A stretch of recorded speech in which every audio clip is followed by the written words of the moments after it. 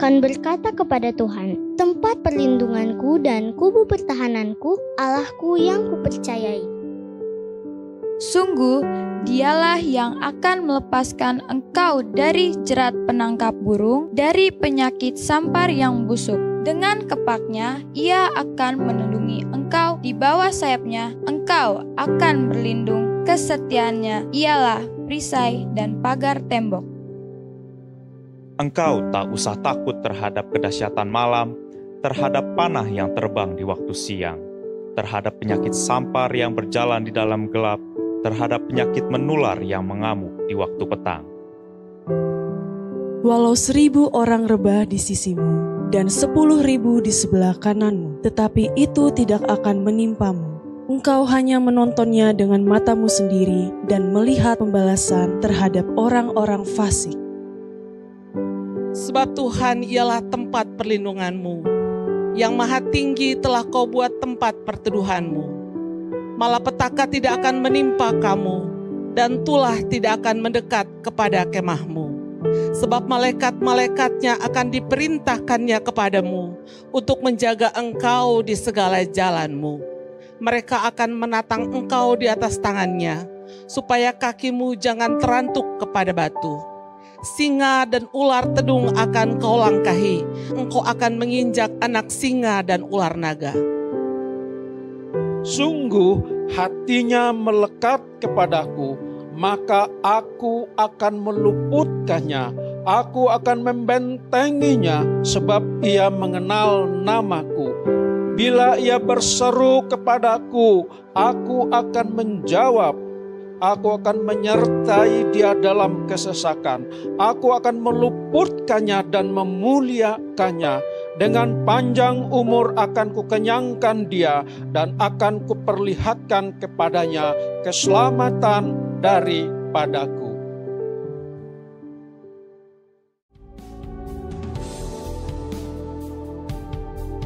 Pentakosta ketiga adalah pencurahan Roh Kudus yang dahsyat di zaman ini melebihi yang terjadi di Azusa Street. Pentakosta ketiga akan mengakibatkan penuaian jiwa yang terbesar dan yang terakhir sebelum Tuhan Yesus datang kembali. Pentakosta ketiga akan membangkitkan generasi Yeremia, yaitu anak-anak muda yang dipenuhi Roh Kudus, cinta mati-matian kepada Tuhan Yesus, tidak kompromi terhadap dosa, dan akan bergerak untuk memenangkan jiwa. Pentakosta ketiga lahir di Indonesia dan bergerak ke bangsa-bangsa. Gerakan ini dari timur ke barat dan akan kembali ke Yerusalem. Pentakosta ketiga akan memberikan kuasa untuk menyelesaikan amanat agung dan setelah itu Tuhan Yesus datang kembali.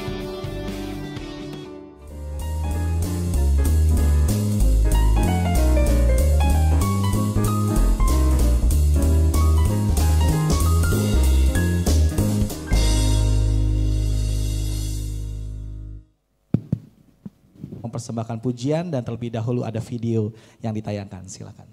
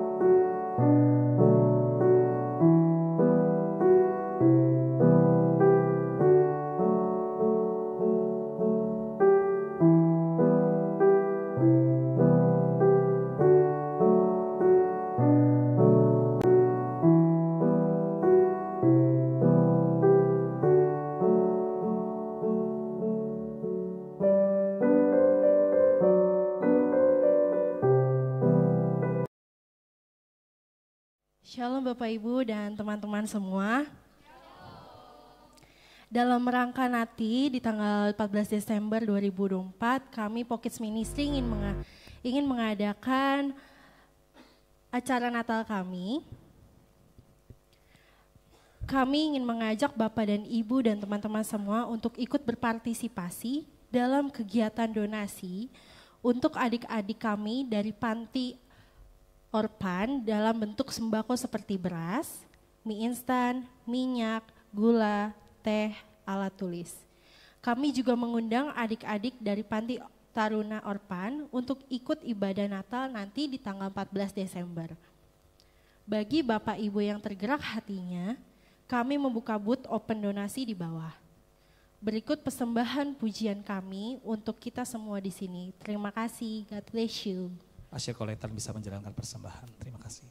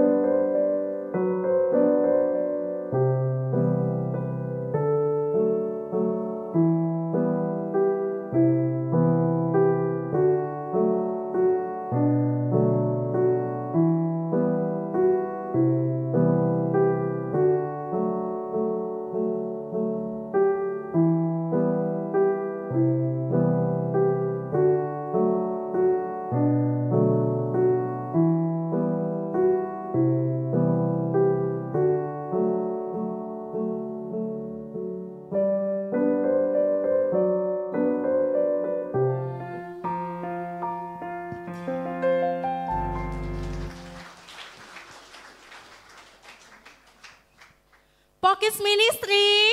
Aku dan kau cinta Tuhan Yesus. Puji nama Tuhan. Terima kasih buat guru-guru Pockets yang luar biasa.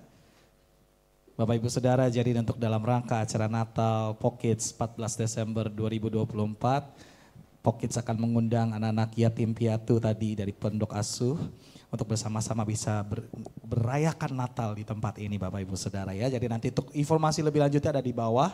Bapak Ibu Saudara bisa sembari mereka berjualan untuk berdonasi, Bapak Ibu Saudara bisa bertanya-tanya di situ ya Bapak Ibu Saudara ya. Puji nama Tuhan. Sebelum kita lanjutkan acara kita Bapak Ibu Saudara, kita berdoa dulu untuk persembahan yang tadi sudah kita beri. Tuhan terima kasih buat persembahan yang sudah kami berikan tadi.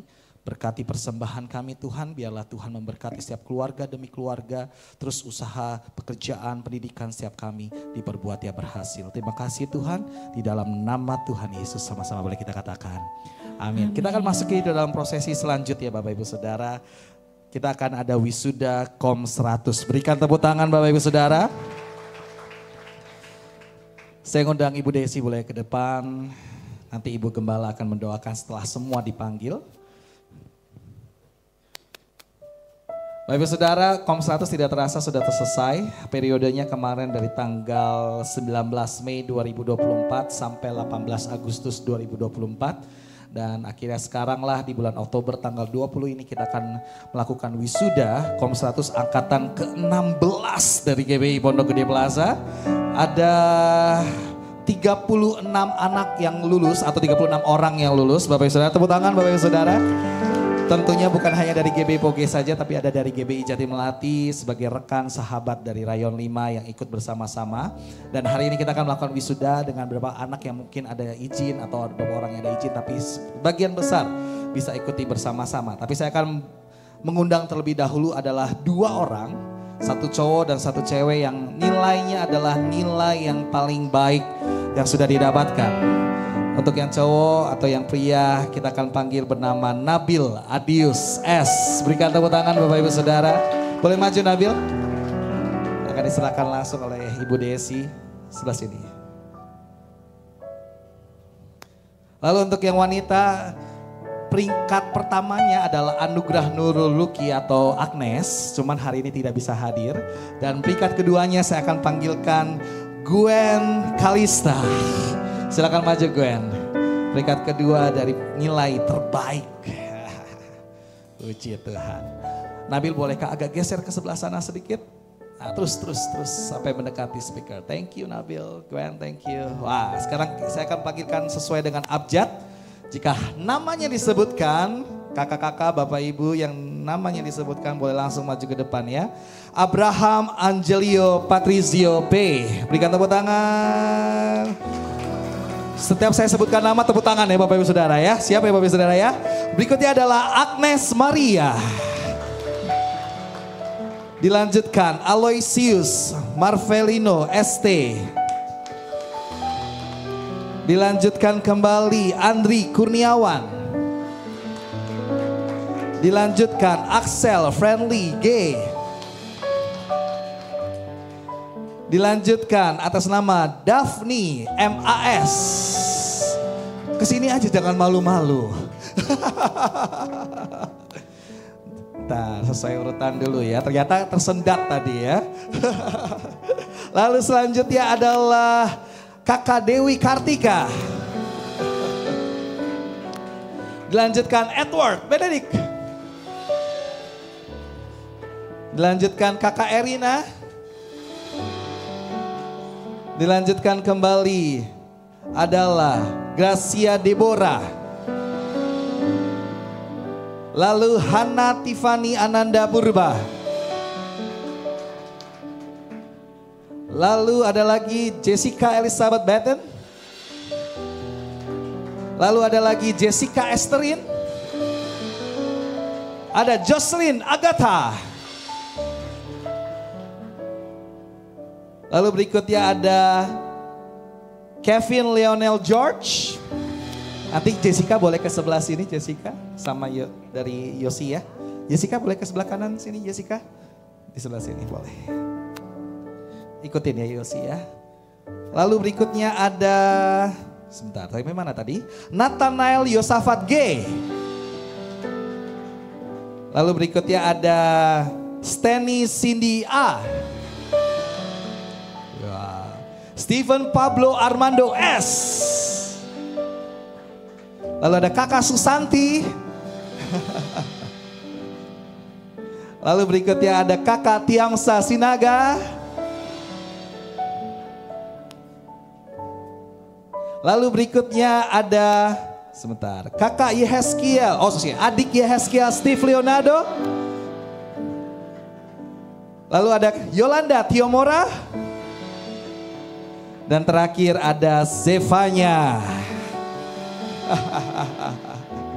Puji nama Tuhan, puji nama Tuhan. Ini kurang lebih ada sekitar belasan Bapak Ibu Saudara ya. Yang tadi sudah disebutkan, Yolanda yang ini, Zevanya. Puji Tuhan, sekali lagi berikan tepuk tangan buat mereka semua Bapak Ibu Saudara. Ibu Desi boleh kembali duduk. Saya mengundang untuk Ibu Gembala bisa mendoakan para peserta Kom 100 yang ada. Mari kita semua bangkit berdiri, bisa mundur.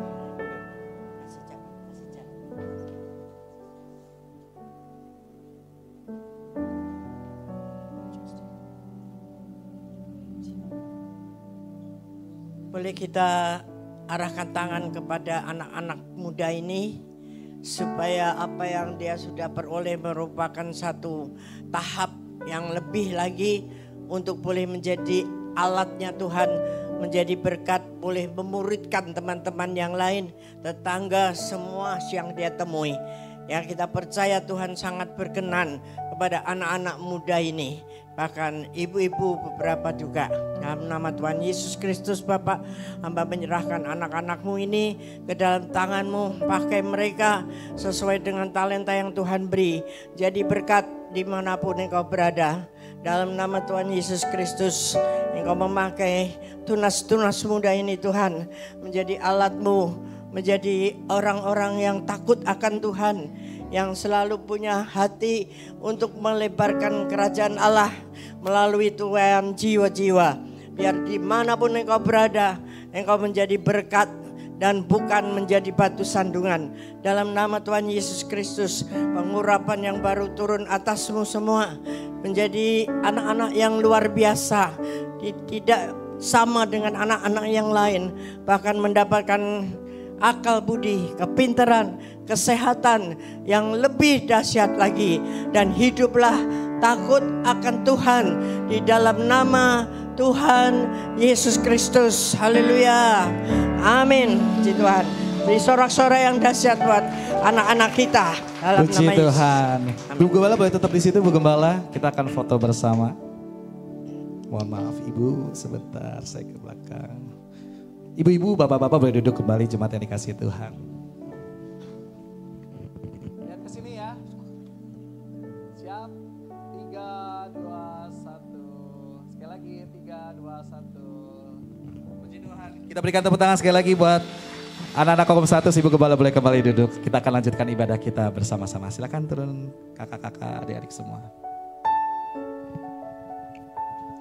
Puji Tuhan, sekali lagi boleh kita kasih tepuk tangan buat teman-teman semuanya yang udah lulus.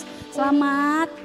Dan mari kita siapkan hati kita mau mendengarkan firman Tuhan. Tetap dalam hadirat Tuhan. Tetap bersungguh-sungguh kepada Tuhan.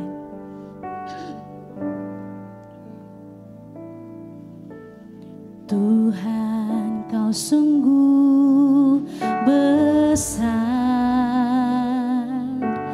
karyamu sungguh ajaib, tiada hentinya ku mengagumi, sungguh Kau ajaib. Tuhan, Kau sungguh besar,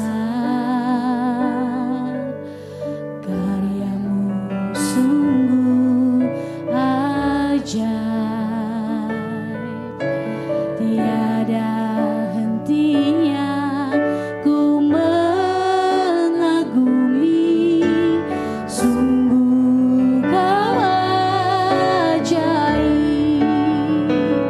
Ku mau selalu bersyukur kepadamu Tuhan, anugerah-Mu mempesonaku, selalu dan selalu Kau angkat hatiku, Kau membuatku berharga di mata-Mu. Kita nyanyikan lagu ini sekali lagi dari awal Bapak Ibu Saudara. Bersama-sama kita katakan, Tuhan Kau sungguh besar. Tuhan Kau sungguh besar, karyamu sungguh ajaib, tiada hentinya ku mengagumi, sungguh Kau ajaib. Katakan ku mau bersyukur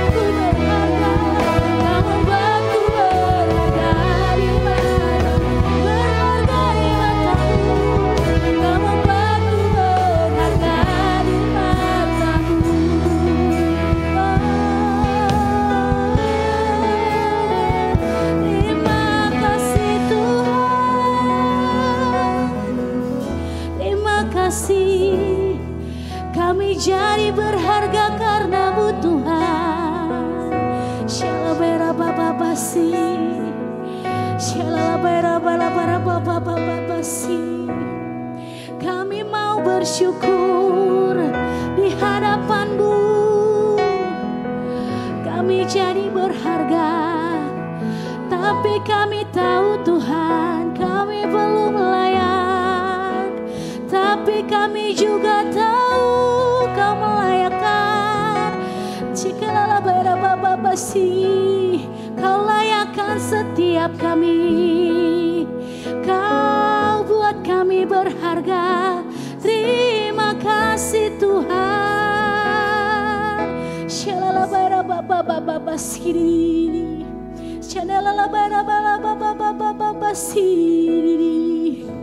Sekali lagi sama-sama katakan, ku mau selalu bersyukur.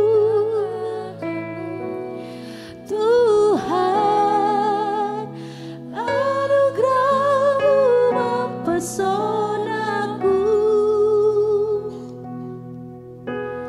Selalu dan selalu Kau angkat hatiku. Kau membuatku berharga di mata-Mu.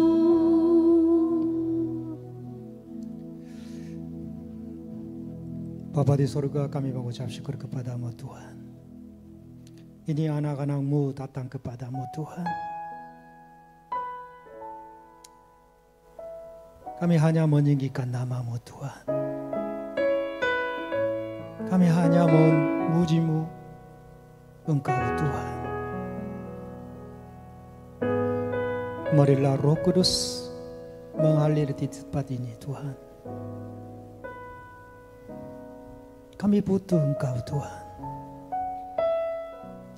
Kami sungguh-sungguh butuh Engkau Tuhan. Jamahlah setiap hati kami Tuhan. Tuhan berfirman-Lah setiap kami Tuhan.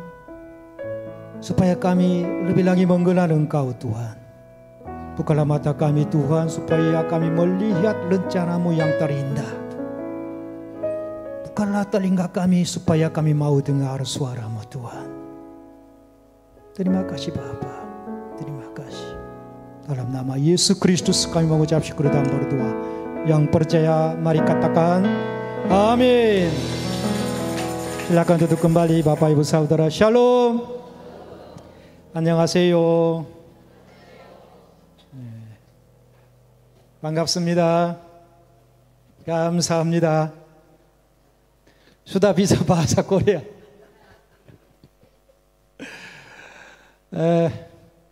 Saya Pendeta Kim ya, dari Korea Selatan, latar belakang Presbyterian Korean Church ya, diutus ke Indonesia 13 tahun yang lalu. Tahun 2011 saya datang ke Indonesia. Ya. Itu semuanya oleh karena kasih karunia Tuhan ya. Saya tidak terasa begitu cepat waktunya berlalu itunya. Udah 13 tahun. Saya masih ingat tahun 2011 saya pertama kali datang ke Indonesia. Wah, luar biasa itunya. Saya punya 3 anak laki-laki semua.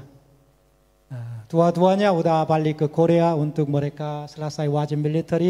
Karena Korea Selatan semua laki-laki harus ikut wajib militer, wamil. Zaman dulu, zaman saya 3 tahun, sekarang zaman ini setahun 6 bulan ya. 18 bulan. Itu wajib semuanya. Siapa yang mau, laki-laki ada yang mau ke Korea harus selesai wajib militer. Anak bungsunya sekarang bersama istri dan anak saya ya. Saya tinggal di Cibubur. Puji Tuhan, hari ini Tuhan memberi kesempatan untuk sharing firman Tuhan buat Jemaat GBI Pondok Gede.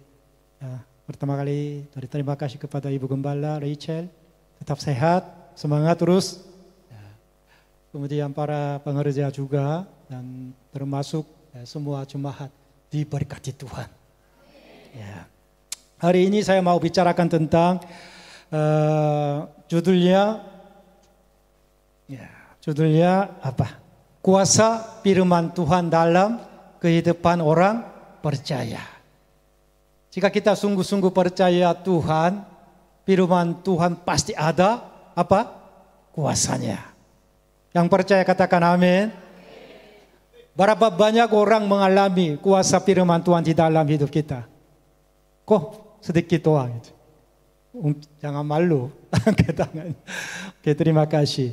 Saya yakin dan percaya semua orang yang hadir di tempat ini pasti setiap saat, setiap hari mengalami kuasa firman Tuhan di dalam hidup kita. Amin. Ya. Tahun sebelum jadi ya, New Millennium 2000 saya pernah ke Sri Lanka. Kemudian 1 tahun pelayanan ditangkap dari tentara dan polisi Sri Lanka dan diusir. Kamu balik ke Korea. Karena itu saya mau balik ke Korea. Kemudian cuman 2 minggu saya tinggal di Korea, mau balik ke Sri Lanka lagi karena itu mampir ke Singapura ya. Harus lewat bandara Singapura, transit. Tapi tiba-tiba tiket saya tidak jadi confirm. Karena itu katanya karyawan pesawat tidak ada kursi buat keluarga saya. Saya istri sama anak kecil itu.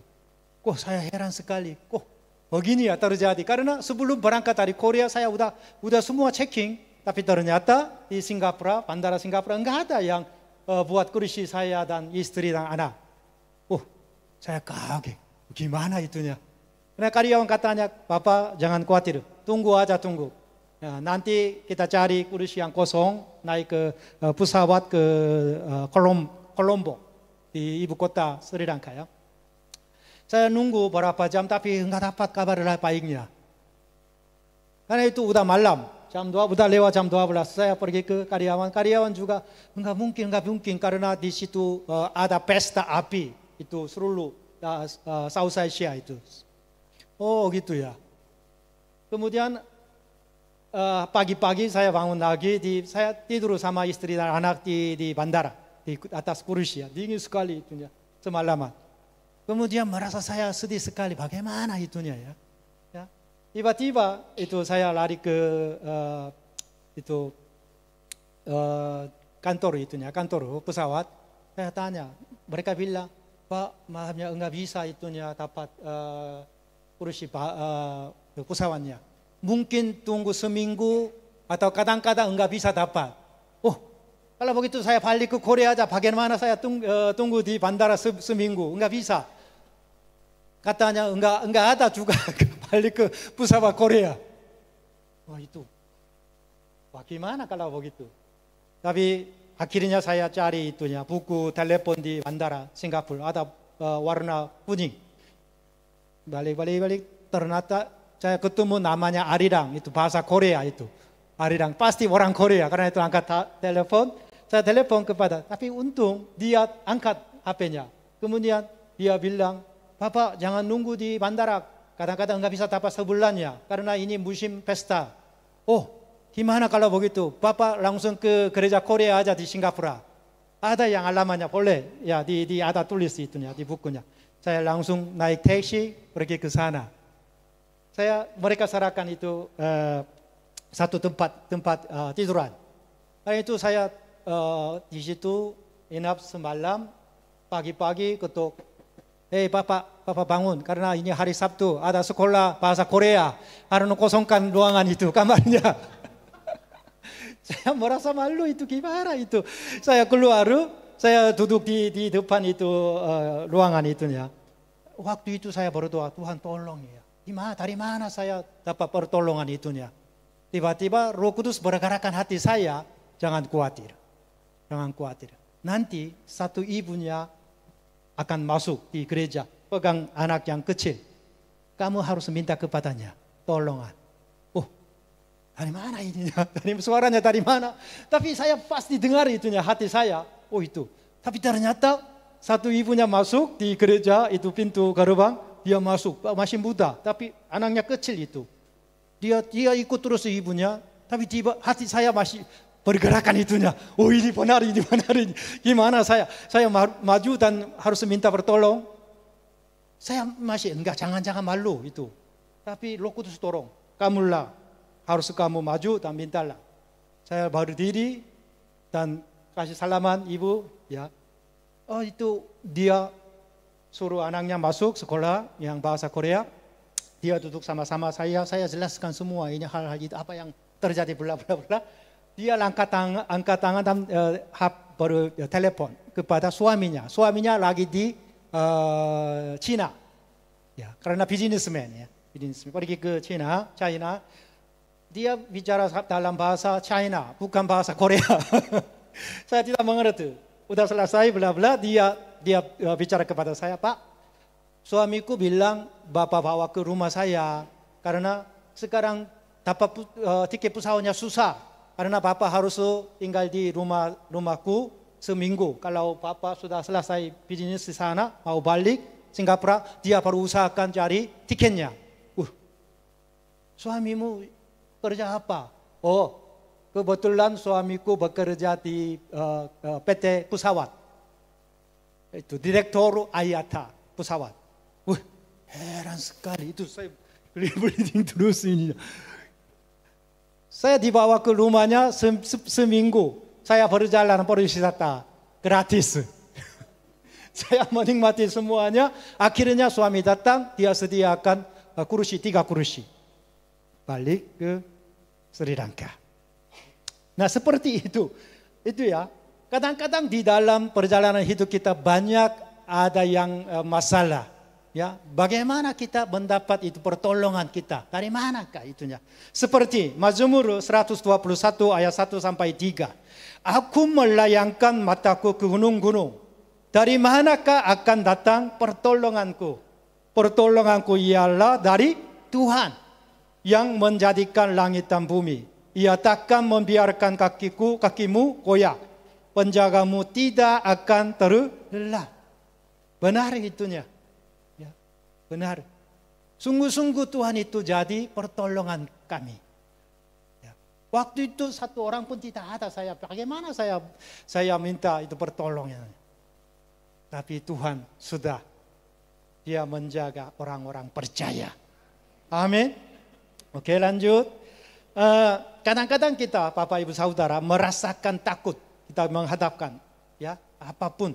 Dan kemudian kita menghadapkan tantangan yang besar. Kalau begitu, apa yang kita mengingatkan itunya? Ya, Yesaya 41 ayat 10. Janganlah takut, sebab aku menyertai engkau. Janganlah bimbang, sebab aku ini Allahmu. Kemudian aku akan meneguhkan, bahkan akan menolong engkau, akan memegang engkau dengan tangan kananku yang membawa kemenangan. Haleluya. Ya. Berapa banyak menghadapi yang tantangan besar di dalam hidup kita? Pasti. Terima kasih Ibu angkat tangannya. Pasti kita seringkali ya menghadapi. Ya. Tahun yang lalu saya balik ke Korea untuk check up kesehatan. Ya, setiap tahun saya harus ke Korea. Ya. Karena itu saya bawa istri dan anak. Kemudian sebelum balik ke Indonesia, kami harus cek kesehatan. Ternyata istri saya kena kanker payudara. Karena hampir 20 tahun kita berjalan misi, tapi ini pertama kali. Wah, itu pertama kali saya dengar dari dokter, Bapak harus ketemu dokter spesialis untuk kanker payudara. Ya, kita buru-buru kerjakan cari dokter. Kemudian kita bikin jadwal operasional, kemudian kemoterapi sama bersinar radius, semuanya kita sepanjang 1 tahun itunya. Tapi tiba-tiba Tuhan mengingatkan ada satu dokter spesialis namanya Lee Yunju. Itu jemaat gereja yang utus saya di Korea. Tiba-tiba ingatkan namanya, kami langsung telepon, dia kaget. Oh gitu ya, Bapak semua data-data yang periksa kesehatan kirim kepada saya. Langsung saya kirim, dia telepon lagi, Pak, aku mau tangani ini. Karena saya seorang surgery untuk spesialis kanker payudara. Dia langsung tangani. Pak Kim pergi ke Indonesia aja, jangan khawatir. Aku mau tangani semuanya treatment ini. Oh gitu. Kalau begitu silakan. Itu tahun ini bulan 1 dia operasi. Kemudian udah selesai 6 kali kemoterapi sampai selesai itu sinar itu juga semua radius juga. Sekarang ada di Indonesia dia. Tapi sebelum masuk ruangan itu, ruangan operasi, dokter datang, dia pegang tangan istri saya. Kemudian jangan khawatir ibu, aku baru berdoa. Dia berdoa, setelah berdoa masuk ruangan operasi. Tapi tiba-tiba sebelum dia pegang pisau ini, tiba-tiba Roh Kudus berkatakan kepada dia, hai anakku Yunju, jangan sentuh yang lain. Aku tunjukkan kemonya. Ini hanya ambil itu saja. Kemudian Roh Kudus tunjukkan, oh inilah kamu harus ambil. Udah selesai dia. Dia hampir puluhan tahun operasi tapi dia belum pernah seperti itunya. Ini pertama kali dia. Karena itu dia katanya, Pak Kim, saya gampang ini operasinya karena Roh Kudus tunjukkan itunya. Wah itu luar biasa. Saya hampir nangis. Jangan takut, sebab aku menyertai engkau. Janganlah bimbang, sebab aku ini Allahmu. Bapak Ibu Saudara, ada kuasanya firman Allah. Ada kuasanya. Jika kita sungguh-sungguh percaya Tuhan, sungguh-sungguh mencari Tuhan, pasti Tuhan kasih jawab. Amin. Oke lanjut. Banyak di dalam perjalanan misi saya ada yang kekurangan. Karena pertama kali saya bawa istri dan anak yang sebelum jadi 1 tahun ke Sri Lanka, itu tempat tinggi. Tempat sangat sendirian itunya. Itu pegunungan tinggi sekali. Karena di situ enggak ada air hujan, air minum. Karena itu kita tunggu turun hujannya. Karena itu kumpulkan air. Karena memang dewasa enggak apa-apa, tapi anaknya masih belum jadi 1 tahun harus menyusui itunya, disusui. Kalau begitu harus campur airnya. Tapi ini kita dengan iman kita masak air ini untuk menyusui anak kecil. Waktu itu saya juga kena penyakit karena minum airnya kurang bersih. Ya, kurang bersih. Karena itu saya minum berapa hari terus kena penyakitnya seperti TBC, seperti itu tipes ya. Tapi di situ ada yang penyakit yang lain. Kena penyakit langsung hilang 13 kilo. Sekarang badan begini ya, kalau tadi langsung potong 13 kilo gimana jadinya? Enggak bisa jalan itunya. Goyak itunya kakinya, enggak bisa. Waktu itu saya sungkur di atas tanah. Saya bersuruh kepada Tuhan, inikah Engkau utus saya? Hari ini saya mau bisa mati. Karena enggak bisa saya makan, enggak bisa bergoyak. Di 10 meter doang saya enggak bisa berjalan. Hampir itu pingsan. Waktu itu Mazmur 23 ayat 1 sampai 3. Mazmur 23 ayat 1 sampai 3. Tuhan adalah gembalaku, takkan kekurangan aku. Ia membaringkan aku di padang yang berlumpur hijau. Ia membimbing aku ke air yang tenang.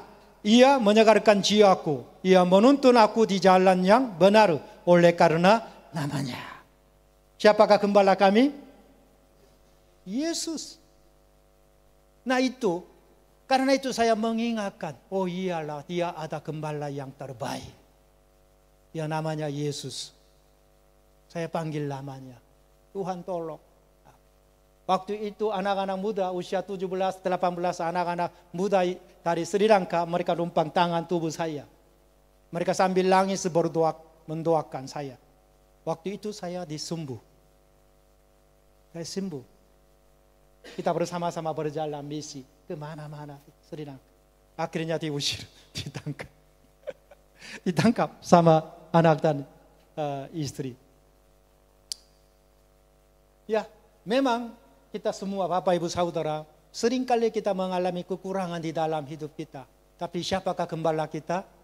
Tuhan Yesus. Dia menyediakan semua. Apa yang kita bergumulan, apa yang kita kebutuhan.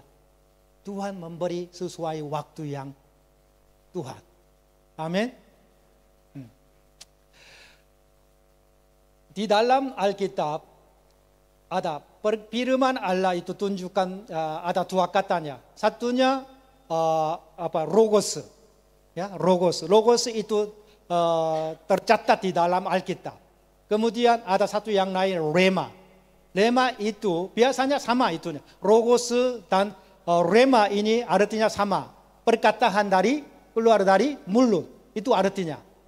Nah, tetapi sampai hari ini banyak orang rema ini adalah seperti diinspirasi oleh Roh Kudus supaya perkataan ini disentuh hati kita supaya kerjakan terus di dalam hidup kita. Karena secara rema saya Roma 8:28 ya. Itu kita tahu sekarang bahwa Allah turut bekerja dalam segala sesuatu untuk mendatangkan kebaikan bagi mereka yang mengasihi Dia, yaitu bagi mereka yang terpanggil sesuai dengan rencana Allah. Apapun terjadi di dalam hidup kita, saya selalu mengingatkan ayat ini. 다른 bahasa Korea 우리가 알거니 하나님 사랑하는 자 곧 뜻대로 부르심을 입은 자들에게는 모든 것이 합력하여 선을 이루느니라. Katakan amin. Itu ayat Roma 8:23.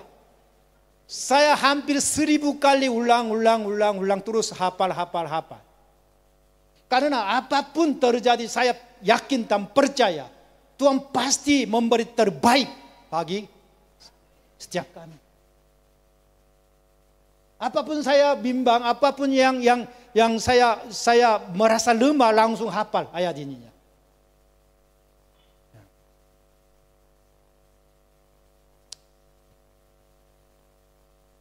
Saya mau memperkenalkan satu orang pendeta.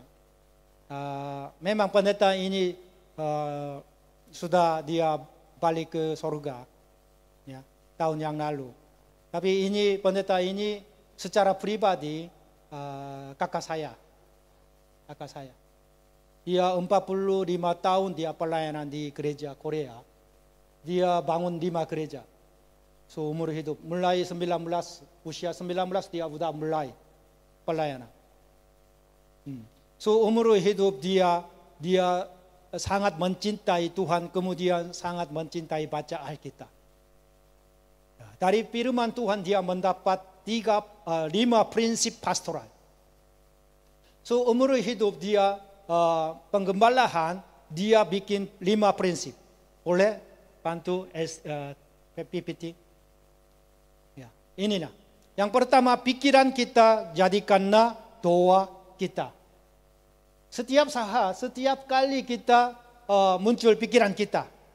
Kalau terus renungan pikiran kita itu jadi nanti masalah lebih besar, jadi stres ini. Karena semua pikiran kita membawa kepada Tuhan. Jadi pokok doa kita.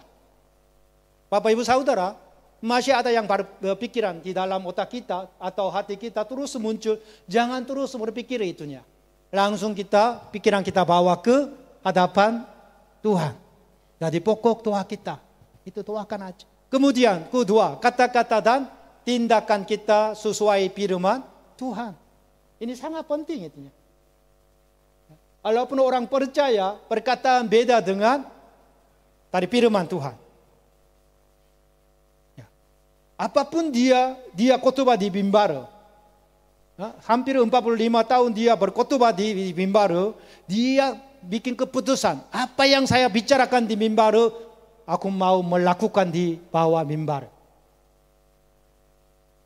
Bukan hanya dia berkataan doang.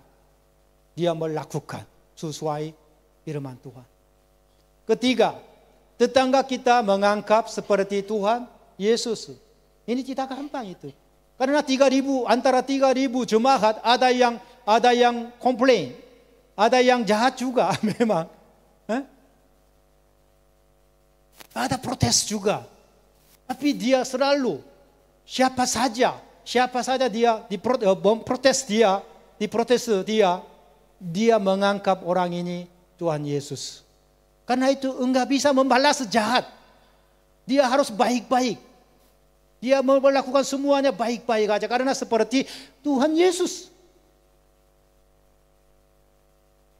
Keempat, kejadian di dalam kehidupan kita seperti ditakdirkan oleh Tuhan. Apapun terjadi di dalam hidup kita, semuanya ada dalam rencana Tuhan.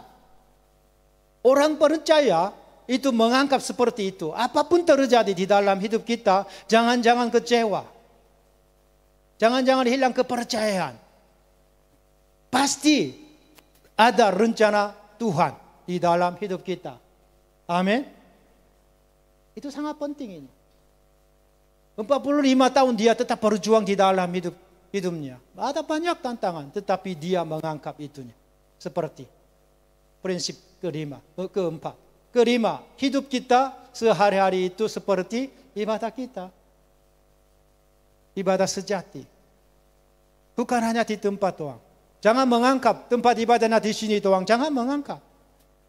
Di mana saja kita berada setiap hari, apa yang ke tempat kerja, apa yang di mana itu kita berada, semuanya itu tempat ibadah. Kalau begitu, kita beda jauh kegiatan kita.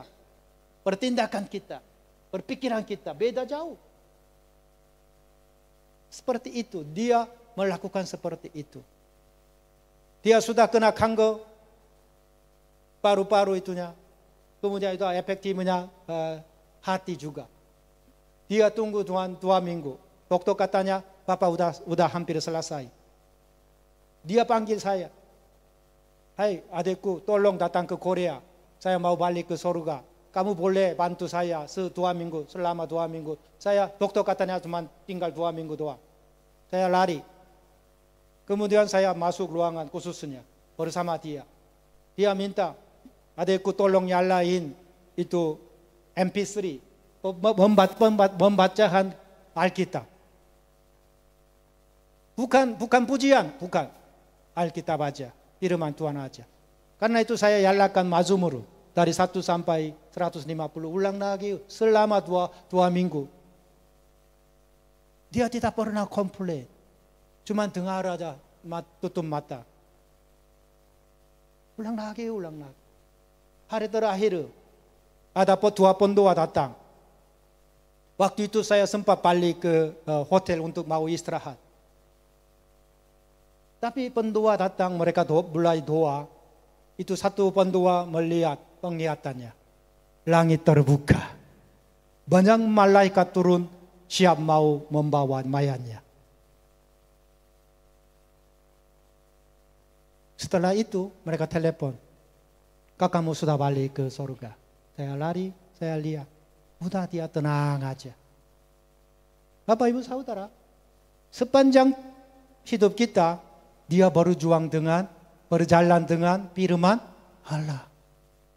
Dia berusaha melakukan sesuai firman Allah. Inilah hidup orang yang percaya kepadanya. Dia menjadi contoh dan teladan. Karena itu semua sekarang Jumat mau mengikuti seperti dia. Oke, lanjut. Allah menciptakan bumi dan langit, segala yang ada dalam dunia ini dijadikan oleh firman. Firman itu menjadi manusia, yaitu siapa? Yesus Kristus. Yesus Kristus menjadi terang dunia. Roh Kudus mengingatkan firman Allah dan bekerja dalam orang percaya. Tuhan menciptakan langit dan bumi melalui apa? Firman Allah. Firman Allah nanti menjadi siapa? Manusia, yaitu Yesus Kristus. Saya mau tanya, sebelum langit dan bumi dijadikan, itu firman Allah sudah ada atau belum? Firman Allah sudah ada atau belum? Sudah. Itunya buktinya apa? Oke, lanjut. Yohanes pasal 1 ayat 1 sampai 4. Mari kita baca sama-sama supaya jangan ngantuk gitu. Pada mulanya adalah firman. Firman itu bersama-sama dengan Allah. Dan firman itu adalah Allah. Ia pada mulanya bersama-sama dengan siapa? Allah. Segala sesuatu dijadikan oleh Dia. Dan tanpa Dia tidak ada satupun yang telah jadi. Dari segala yang telah dijadikan. Dalam Dia ada hidup dan hidup itu adalah terang manusia. Kejadian 1:3. Berfirmanlah Allah, jadilah terang. Lalu terangnya itu jadi. Itulah kuasa kuasa firman Allah. Ya, Yesus Kristus menjadi manusia. Sesungguhnya dia firman Allah. Dia datang ke dunia menjadi terang dunia. Karena itu ketika kita baca Injil Matius, Markus, Lukas, semuanya di situ ditulis perkataan Yesus Kristus. Tuhan Yesus mengusir setannya melalui apa? Firman Allah. Tuhan Yesus menyembuhkan orang yang sakit melalui apa? Perkataannya. Hayo lumpuh berjalan. Buta bisa lihat. Itu. Bahkan orang mati bangkit. Ada kuasanya. Ada kuasanya. Yohanes pasal 1 ayat 10 sampai 12. Ia telah ada di dalam dunia dan dunia dijadikan olehnya, tetapi dunia tidak mengenalnya. Ia datang kepada milik kepunyaannya, tetapi orang-orang kepunyaannya itu tidak menerimanya. Tetapi semua orang yang menerimanya diberinya kuasa supaya menjadi anak-anak Allah, yaitu mereka yang percaya dalam namanya. Firman Tuhan semua orang membawa kepada mana? Yesus. Supaya mereka mendapat hidup yang kekal, untuk mendapat keselamatan. Di Korea zaman dulu, bukan zaman sekarang berkurang banyak. Zaman dulu saya masih kecil ya, di mana-mana saja ada dukun. Mungkin masih di Indonesia banyak dukun ya. Kadang-kadang saya ke Sumatera atau Kalimantan atau Sumba, mana-mana saja, Sulawesi juga. Banyak orang takut dukun. Katanya ada dukunnya dua jenis, yang dukun baik atau dukun jahat. Dukun baiknya apa? Dukun baiknya menyembuhkan orang. Dukun jahatnya apa? Memberikan kesakitan kepadanya. Seperti Korea juga sama dulu, dukun, satu dukun. Karena itu ada punya anak perempuan dia. Tapi tiba-tiba dukun ibunya meninggal. Ibunya dukun dia meninggal. Karena biasanya ibunya dukun nanti itu mempengaruhi kenapa kepada siapa? Anaknya. Itu merasukan itunya. Iblisnya. Dia harus jadi dukun. Karena itu dia merasa takut. Dia tidak mau jadi dukun seperti ibunya. Karena itu dia lari ke gereja. Dia duduk di gereja. Tapi pendeta bicara itu firman Tuhan, dia sungguh-sungguh menerima itunya. Mendoakan. Kemudian dia jadi pembebasan, merasa pembebas dari kekuatan iblisnya. Kemudian dia sembuh dari penyakitan itu, dari dukun. Dia jadi orang percaya. Kemudian sampai sekarang dia apa yang melakukan? Dia memberitakan Injil kepada dukun. Dia dukun, dia sebelum jadi orang percaya dia takut dukun. Tapi sekarang malah dukunnya takut dia. Karena dia ada kuasanya. Karena dia sudah percaya Tuhan Yesus, kemudian dia percaya firman Allah. Itu terbalik sekarang itunya. Begitu banyak orang percaya, jika kita percaya firman Allah itu bekerja di dalam hidup kita. Oke, Mazmur lanjut ya. Mazmur 119 ayat 105. Kita sudah hafal itu, pernyanyian ulang lagi terusnya. Firman-Mu pelita bagi kakiku, terang bagi jalanku. Waktuku bimbang dan hilang jalanku, tetaplah Engkau di sisiku. Dan takkanku takut, asal Kau di dekatku, besertaku selamanya. Firman-Mu, ulang lagi terus. Nah. Siapa yang percaya ayat ini, firman ini? Iya.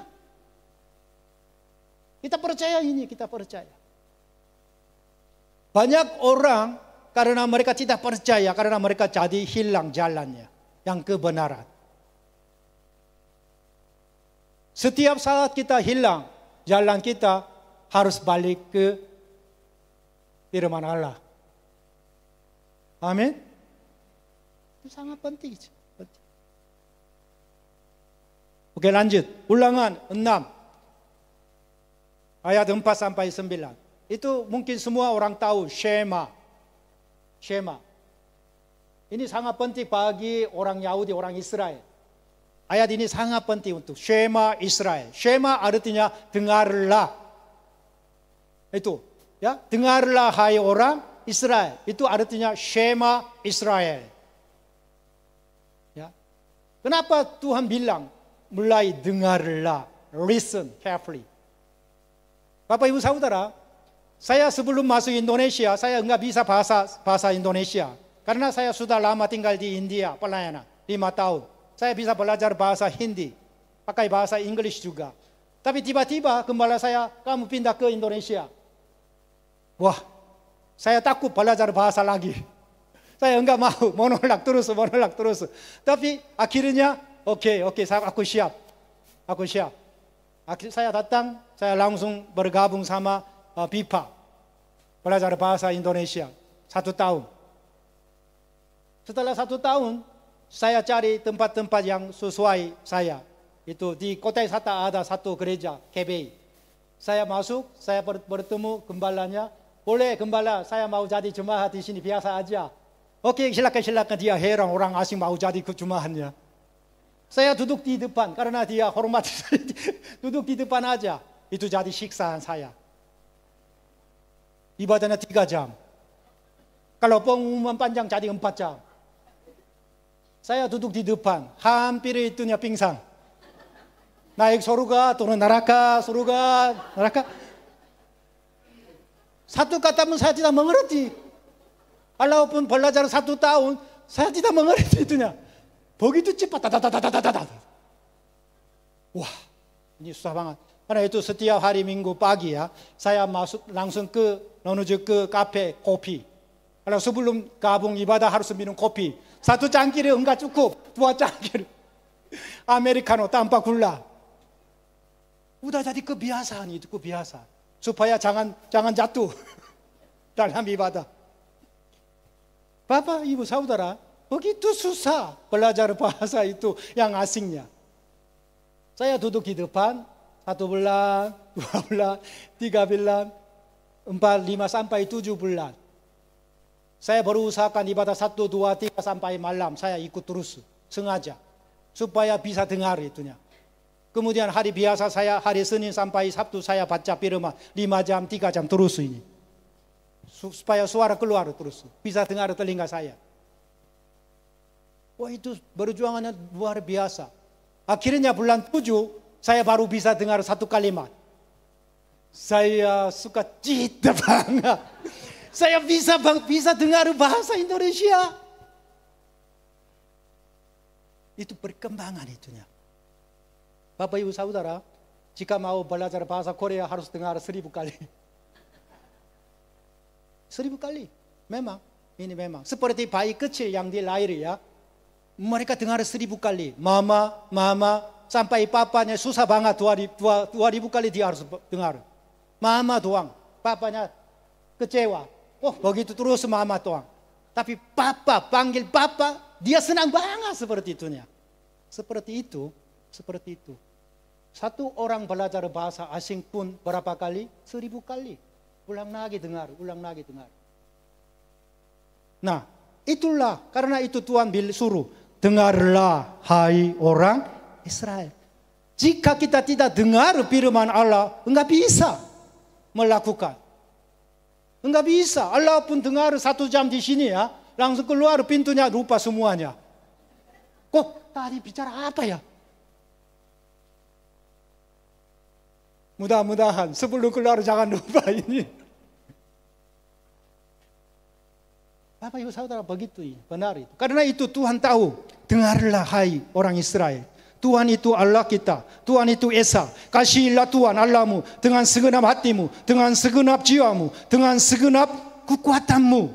Apa yang kuperintahkan kepadamu pada hari ini haruslah engkau perhatikan. Haruslah engkau mengajarlah baru ulang-ulang kepada siapa? Anak-anakmu. Dan membicarakannya apabila engkau duduk di rumahmu, apabila engkau sedang dalam perjalanan, apabila engkau berbaring, apabila engkau bangun. Haruslah juga engkau mengingatkannya sebagai tanda pada tanganmu. Dan haruslah itu menjadi lambang di dahimu. Dan haruslah engkau menuliskannya pada tiang pintu rumahmu dan pada pintu gerbangmu. Kenapa Tuhan suruh seperti itunya? Karena itu secara manusia gampang hilang semuanya. Karena itu salah satu itu siapa yang suka tatu di dalam tubuhnya? Di sini ada kan? Nah, saya percaya tidak ada di sini. Tatu ini sekali aja di tatu nggak bisa hilang. Seperti itu. Firman Tuhan penuh dengan dalam hidup kita. Karena itu ulang lagi. Sebelum terjadi perangan Israel dan Palestina, saya pergi ke Israel. Saya masuk sinagogu. Di dalam sinagogu seperti ruangan begini ukurannya. Mereka duduk pakai yang baju hitam dan pakai topi juga. Mereka baca ini sampai kertas ini. Ulang lagi. Satu bapaknya tuntut anaknya bayinya di atas luntu. Dia mengajari. Usianya hanya 4 tahun doang. Dia ulang lagi mengajar. Zaman Musa diberikan itu perintah ini sampai sekarang. Mereka melakukan. Ulang lagi. Tadi diberikan firman Tuhan ya sehari-harian. Jangan membiarkan itu, jangan lupa. Harus catat, harus baca firman. Ini minimal, bukan satu pasal. Beberapa ayat doang itunya. Renungan firman. Sebelum saya masuk STT Korea, itu saya cuma berdoa dapat aku mau jadi pendeta sebelum pergi ke misi. Karena itu saya semangat banget. Tapi dari sinode saya diberikan hafalan ayatnya 120 ayat sampai 160 ayat. Waktu itu saya pertama kali dengar, saya hampir itu jatuh. Saya nggak bisa Pak. Bagaimana satu ayat pun susah. Tapi bagaimana 120 sampai 160 ayat harus hafal itu. Sebelum masuk ujian itu. Itu 1 tahun saya berjuang. Dari pagi sampai sore, malam. Hafal. Akhirnya sudah hafal. 160 ayat. Dari Kejadian sampai Wahyu. Yang ayat yang penting dipilih dari sinode memberikan. Sudah lolos, masuk STT, tengah jalan, harus ujian lagi untuk hafalan ayat ini. Kemudian sebelum graduation, ujian lagi ikut hafalan ini. Nah, saya merasakan sudah selesai. Udah graduation. Saya cuma tunggu ditabiskan aja. Ternyata sebelum ditabis, ulang lagi hafalan 160. Karena itu banyak calon pendeta ditolak. Karena sudah lupa mereka. Itu sengaja. Supaya jangan lupa. Karena itu waktu itu saya udah penuh dengan firman Allah sampai kepala saya itu. Karena itu seorang yang sentuh langsung keluar ayatnya. Hey Mr. Kim, langsung gitu. Karena sudah penuh. Bapak Ibu Saudara, jika kita penuh dengan Yesus Kristus, harus isi firman Tuhan. Betul kan? Jika hidup kita penuh dengan Kristus, harus isi dengan firman Allah. Nah, 1 Tesalonika pasal 2 ayat 13. Tim misi Paulus pergi ke Tesalonika. Mereka mendirikan gereja Tesalonika, mereka mengajar firman Allah. Dan karena itulah kami tidak putus-putusnya mengucap syukur juga kepada Allah. Sebab kamu telah menerima firman Allah yang kami beritakan. Itu bukan sebagai perkataan manusia, tetapi memang sungguh-sungguh demikian sebagai firman Allah. Yang bekerja juga di dalam kamu yang percaya. Yesus katakannya. Jemaat Tesalonika tidak menganggap apa yang tim Paulus beritakan Injil, mereka tidak menganggap perkataan manusia. tetapi sebagai firman Allah. Bapak Ibu Saudara, setiap minggu datang ke gereja jangan sia-siakan waktu khotbah ini. Ada beberapa orang, oh ini udah pernah saya dengar.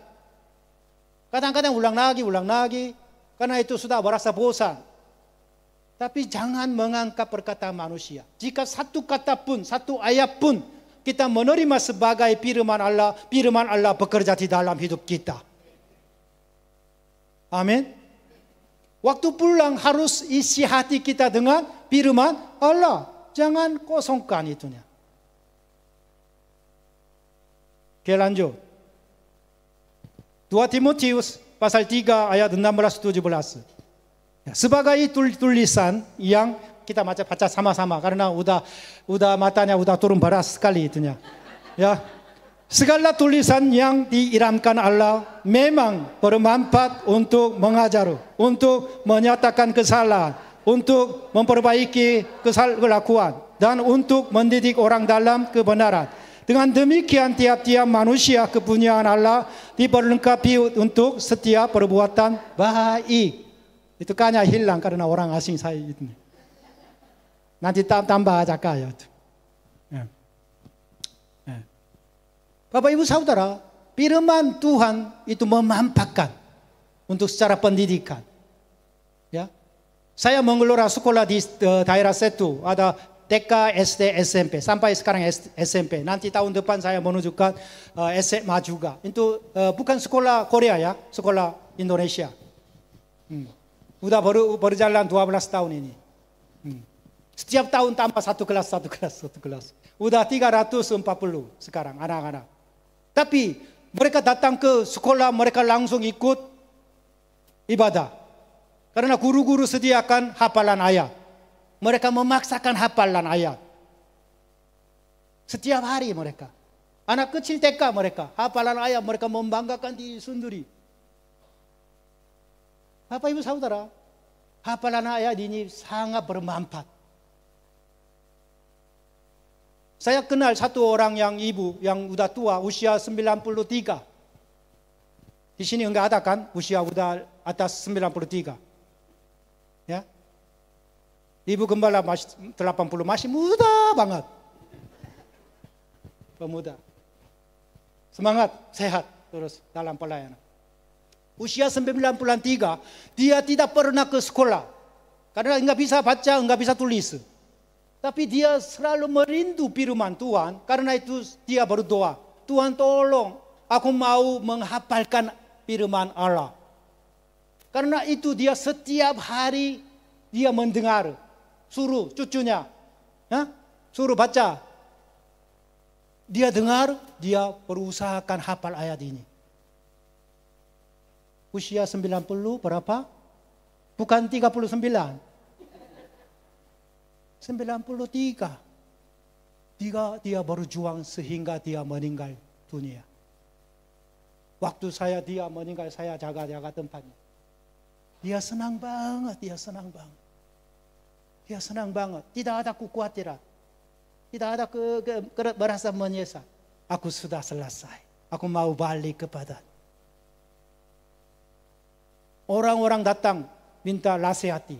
Karena dia hafal semua ayatnya. Dia lebih pintar daripada pendeta dan gembala. Begitu. Hidup berjalan dengan firman Allah. Oke, terakhir. Karena udah merasa lapar ya. Udah kenyang sama secara rohani. Yosua 1 ayat 8. Mari kita baca sama-sama dengan suara yang lebih besar. Janganlah engkau lupa memperkatakan kitab Taurat ini, tetapi renungkanlah itu siang dan malam, supaya engkau bertindak hati-hati sesuai dengan segala yang tertulis di dalamnya. Sebab dengan demikian perjalananmu akan berhasil dan engkau akan beruntung. Haleluya. Yosua takut karena dia menjadi pemimpin bangsa Israel untuk membawa umat Israel ke tanah perjanjian di Kanaan. Karena Tuhan tidak pernah suruh kamu harus bersenjata. Enggak. Kamu harus cari strategi baru. Enggak. Suruh apa? Janganlah engkau lupa memperkatakan kitab Taurat ini. Bapak Ibu Saudara, di dalam hidup kita, bagaimana kita mendapat kemenangannya? Bagaimana kita mendapat berhasil dan beruntungnya? Harus mencari firman Allah. Amin. Pasti kita akan berhasil dan akan beruntung. Amin. Mari kita bangkit berdiri. Saya undang we will singer, para pemusik. Mari kita bangkit berdiri. Saat ini kami komitmen lagi kepada Tuhan. Ya. Jangan sia-siakan waktu kita dengan mencari keuntungan dunia ini. Satu tetes pun Tuhan tiup angin, dunia ini akan hilang. Okay. Firman-Mu.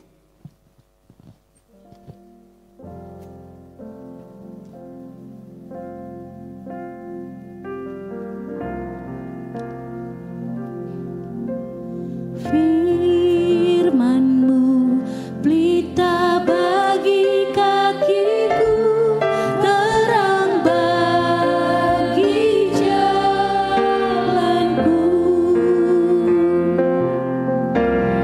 Firman-Mu pelita bagi kakiku, terang bagi jalanku.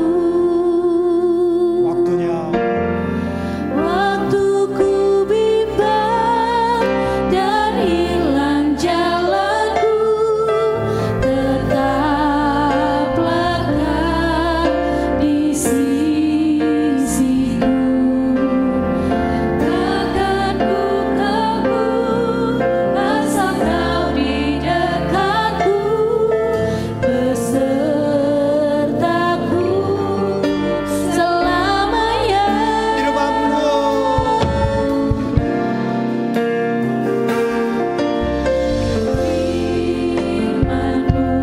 Pelita bagi kakiku, terang bagi jalanku.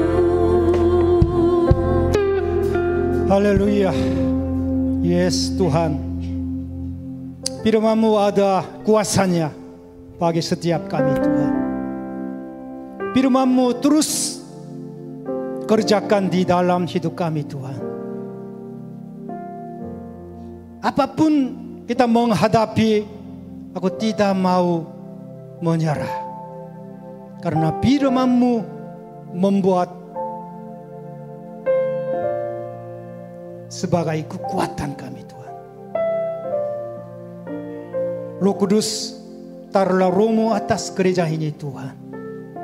Semua jemaat menjadi menyenangkan hati-Mu Tuhan.